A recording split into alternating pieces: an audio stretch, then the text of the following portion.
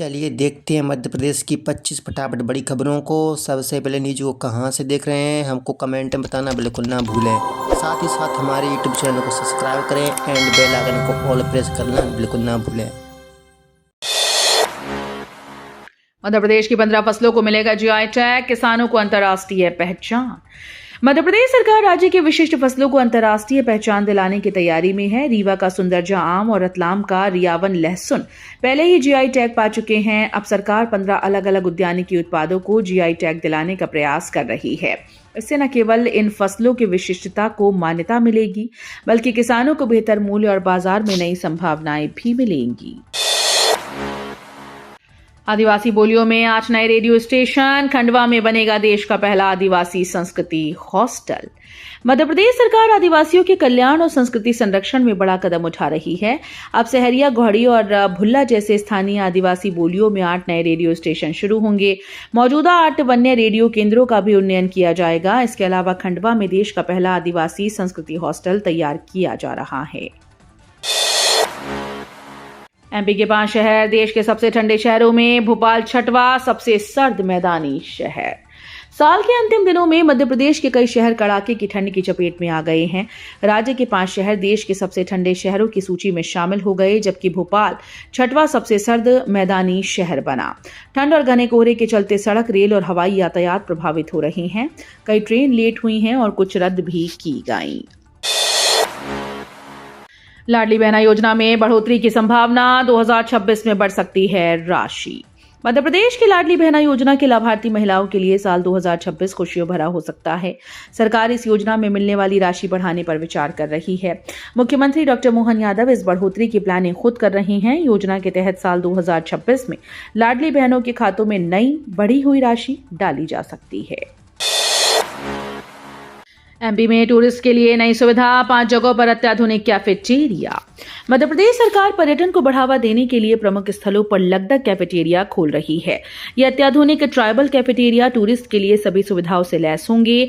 जनजातीय कार्य मंत्री विजय शाह ने बताया कि प्रदेश के हर जनजातीय विकास खंड में सांदीपनी विद्यालय और स्कूल में स्मार्ट क्लासरूम शुरू किए जाएंगे। साथ ही 86 जनजातीय विकास खंडों में कला भवन बनाए जाएंगे। कैफेटेरिया और अन्य पहलों से प्रदेश में पर्यटन और जनजातीय विकास दोनों को नई गति मिलेगी। एमपी सरकार ने लिया 3500 करोड़ का नया कर्ज। चालू वित्त वर्ष का कुल कर्ज 53,100 करोड़। मध्य प्रदेश सरकार ने साल 2025 खत्म होने से पहले 3500 करोड़ रुपए का नया कर्ज लिया। रिजर्व बैंक ऑफ इंडिया के जरिए कर्ज 30 दिसंबर को 3 किश्तों में जारी किया गया, जिसका भुगतान 31 दिसंबर को होगा। इसके बाद चालू वित्त वर्ष में सरकार का कुल कर्ज 53,100 करोड़ रुपए तक पहुंच गया है। एमपी में नया 3 लेयर ओवरब्रिज, मई 2026 से शुरू होगी ट्रैफिक। एमपी के इंदौर बाईपास चौराहे पर MR10 3 लेयर ब्रिज का निर्माण तेजी से चल रहा है। अंडरपास के लिए खुदाई का काम अंतिम दौर में है, जिसके बाद सड़क तैयार होगी। ओवरब्रिज का काम भी जोरों पर है और मई 2026 में ट्रैफिक शुरू करने का दावा किया गया है। NHAI ने ये परियोजना करीब 2 साल पहले शुरू की थी। 3 लेयर ब्रिज के माध्यम से वाहन मुख्य बाईपास के नीचे से क्रॉसिंग कर हरदा की ओर आसानी से जा सकेंगे। स्वच्छतम शहर इंदौर में दूषित पानी से 7 की मौत, 100 से अधिक अस्पताल में भर्ती। देश के स्वच्छतम शहर इंदौर में दूषित पानी पीने से गंभीर हालात बन गए। भागीरथपुरा क्षेत्र में कई दिनों से गंदा पानी सप्लाई होने की शिकायत थी। सोमवार को 100 से अधिक लोग उल्टी दस्त की शिकायत लेकर अस्पताल पहुंचे। मंगलवार तक इस हादसे में 7 लोगों की मौत हो चुकी है।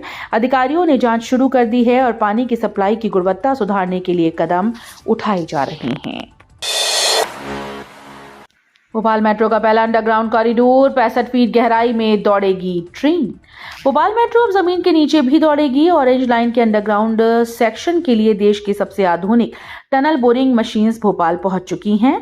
मध्य प्रदेश में पहली बार 3.39 किलोमीटर लंबी अंडरग्राउंड मेट्रो टनल बनाई जाएगी, जो पुल पातारा से बड़ा बाग सिंधी कॉलोनी तक फैलेगी। इस ट्रेन टनल के जरिए मेट्रो भोपाल रेलवे स्टेशन और नादरा बस स्टैंड जैसे व्यस्त इलाकों के नीचे से गुजरेगी। अब पढ़ाई के बाद नौकरी की गारंटी, बरकतउल्ला यूनिवर्सिटी में कैंपस ट्रेनिंग शुरू। भोपाल की बरकतउल्ला यूनिवर्सिटी के यूजी और पीजी छात्रों के लिए बड़ी राहत है। अब डिग्री पूरी होने के बाद स्किल ट्रेनिंग और नौकरी की तलाश में भटकना नहीं पड़ेगा। विश्वविद्यालय परिसर में कन्फेडरेशन ऑफ इंडियन इंडस्ट्री का स्किल ट्रेनिंग और करियर लाउंज शुरू होगा। यहाँ छात्रों को इंडस्ट्री की जरूरत के मुताबिक प्रशिक्षण मिलेगा और कैंपस प्लेसमेंट के जरिए नौकरी का मौका भी मिलेगा। मध्य प्रदेश में नहीं पड़ेगा सूखा, 14 नदियों को जोड़कर किसानों को मिलेगा बम्पर फायदा। मध्य प्रदेश सरकार किसानों को पानी और सिंचाई में राहत देने के लिए बड़े कदम उठाने जा रही है। पार्वती कालीसिंध चंबल लिंक परियोजना के बाद 6 अंतर्राज्यीय नदी लिंक परियोजनाएं शुरू की जाएंगी। इनमें चित्रकूट से निकलने वाली मंदाकिनी नदी को केन नदी से जोड़ा जाएगा। जल संसाधन मंत्री तुलसी सिलावट के अनुसार अगले 3 साल में 21 सिंचाई परियोजनाएं पूरी कर राज्य में सिंचाई क्षेत्र 50 लाख हेक्टेयर से बढ़ाकर 100 लाख हेक्टेयर किया जाएगा। नए साल की बधाई मैसेज से हो सकती है साइबर ठगी, खाता हो सकता है खाली। नए साल के जश्न के दौरान साइबर ठग सक्रिय हो जाते हैं। सोशल मीडिया और व्हाट्सएप पर भेजे जाने वाले नए साल के बधाई मैसेज आपके बैंक अकाउंट के लिए खतरा बन सकते हैं। ठग मैसेज के साथ ऐसी फाइल भेजते हैं जिसे डाउनलोड करते ही डिजिटल ठगी हो जाती है। विशेषज्ञों की चेतावनी है कि किसी भी अनजान लिंक या अटैचमेंट को क्लिक न करें। कर्मचारी संघ का ऐलान। वर्षों से लंबित मांगों को लेकर तृतीय वर्ग कर्मचारी संघ अब सरकार के खिलाफ आर पार की लड़ाई की तैयारी में है। संघ ने ऐलान किया है कि 15 जनवरी को राज्य मंत्रालय के सामने बड़ा आंदोलन होगा। इस बार कर्मचारी केवल ज्ञापन देने तक सीमित नहीं रहेंगे बल्कि आक्रोश और एकजुटता का प्रदर्शन करेंगे। प्रदेश के हर जिले से कर्मचारी राजधानी पहुंचेंगे और सरकार से सीधे ठोस निर्णय की मांग करेंगे। आष्टा में छात्रों को मिली निशुल्क साइकिल्स, विधायक बोले दूर रहने वालों को होगी सुविधा। आष्टा विधानसभा क्षेत्र के बागेर, अरनियाराम, छापर और रोला गांव के शासकीय स्कूल्स में मंगलवार को निशुल्क साइकिल वितरण कार्यक्रम आयोजित किया गया। कार्यक्रम में विधायक गोपाल सिंह इंजीनियर ने छात्रों को साइकिल वितरित की। इस अवसर पर जनप्रतिनिधि, शिक्षक और ग्रामीण भी मौजूद रहे। एमपी के असद खान बने अथर्व त्यागी, काशी में हुआ वैदिक नामकरण। मकरोनिया मध्य प्रदेश के असद खान ने धर्मनगरी काशी में हिंदू धर्म अपना लिया और वैदिक विधि विधान से उनका नामकरण अथर्व त्यागी किया गया। 80 घाट पर पंचगव्य स्नान, गंगा स्नान, मुंडन, हवन पूजन और बाबा विश्वनाथ के दर्शन के बाद शाम को गंगा आरती में शामिल होकर उन्होंने नई पहचान ग्रहण की। पूरी प्रक्रिया पंडित पुजारियों की मौजूदगी में वैदिक मंत्रोच्चार के साथ संपन्न हुई। असद उर्फ अथर्व त्यागी ने बताया कि बचपन से ही उन्हें भगवान महाकाल और अन्य हिंदू देवी देवताओं में गहरी आस्था रही है। टीकमगढ़ में बिजली कंपनी की लापरवाही बनी जानलेवा, मोबाइल परमिट से बढ़े हादसे। टीकमगढ़ जिले में बिजली कंपनी की लापरवाही अब गंभीर खतरे में बदल गई है। पिछले 1.5 महीने में 11,000 केवी लाइन से जुड़े कई करंट हादसे हुए। इन घटनाओं में 2 लोगों की मौत हो चुकी है और 2 गंभीर रूप से घायल हैं। हादसों के बावजूद कंपनी की कार्यप्रणाली में कोई सुधार नहीं हुआ। सबसे अधिक नुकसान आउटसोर्स और ठेकेदारी कर्मचारियों को उठाना पड़ रहा है। एमपी में मल्टी स्टोरी इंडस्ट्री कॉम्प्लेक्स, राज्य सरकार का बड़ा कदम। मध्य प्रदेश सरकार उद्योग और रोजगार को बढ़ावा देने के लिए मल्टी स्टोरी इंडस्ट्री कॉम्प्लेक्स बनाने जा रही है। एमएसएमई मंत्री चैतन्य कुमार कश्यप ने बताया कि प्रदेश में 21.63 लाख पंजीकृत एमएसएमई हैं, जिनमें 4.5 लाख विनिर्माण इकाइयां करीब 36 लाख लोगों को रोजगार देती हैं। नए कॉम्प्लेक्स से औद्योगिक क्षेत्रों में कम जगह में ज्यादा उद्योग स्थापित किए जा सकेंगे। खंडवा के राष्ट्रीय जल पुरस्कार विवाद में प्रशासन ने दी सफाई। मध्य प्रदेश के खंडवा जिले को हाल ही में मिले राष्ट्रीय जल पुरस्कार को लेकर विवाद खड़ा हो गया। सोशल मीडिया पर दावा किया गया कि कलेक्टर आईएएस ऋषभ गुप्ता और जिला panchayat CEO IAS doctor Nagarjun B Gowda ने एआई से तस्वीरें बनाकर और गलत आंकड़े पेश कर पुरस्कार प्राप्त किया। हालांकि जिला प्रशासन ने इस पूरे मामले को सिरे से खारिज करते हुए स्पष्ट किया कि आरोप गलत हैं। शहडोल में ग्राम विकास निरीक्षण, बैठक व्यवस्था और सोलर लाइट पर 15 लाख खर्च। शहडोल संभाग के कमिश्नर सुरभि गुप्ता ने ग्राम पठारी का निरीक्षण किया। उन्होंने पीएम आवास, पोषण वाटिका, खेल मैदान और निर्माणाधीन स्कूल भवन का जायजा लिया और आवश्यक निर्देश दिए। सामुदायिक पोषण वाटिका में वर्षा स्व सहायता समूह के सदस्य शामवती से गतिविधियों और आय के बारे में जानकारी प्राप्त की। इसी तरह सरस्वती स्व सहायता समूह की सचिव मीरा सिंह से गतिविधियों पर चर्चा की। इंदौर गाजियाबाद सीधी उड़ान बंद, अब दिल्ली पहुंचने में बढ़ेगा समय। इंदौर से गाजियाबाद के बीच इंडिगो की सीधी उड़ान अब बंद हो गई है। यात्रियों को दिल्ली होकर ही गाजियाबाद पहुंचना होगा, जिससे समय और परेशानी दोनों बढ़ गए हैं। ये उड़ान 21 जुलाई से केंद्र सरकार की रीजनल कनेक्टिविटी स्कीम के तहत शुरू की गई थी। इसके बंद होने से इंदौर उत्तर प्रदेश के शहरों का सीधा संपर्क प्रभावित होगा। गांव-गांव बस सेवा के लिए करना होगा इंतजार। पहले इंदौर उज्जैन, फिर जबलपुर, बाद में ग्वालियर।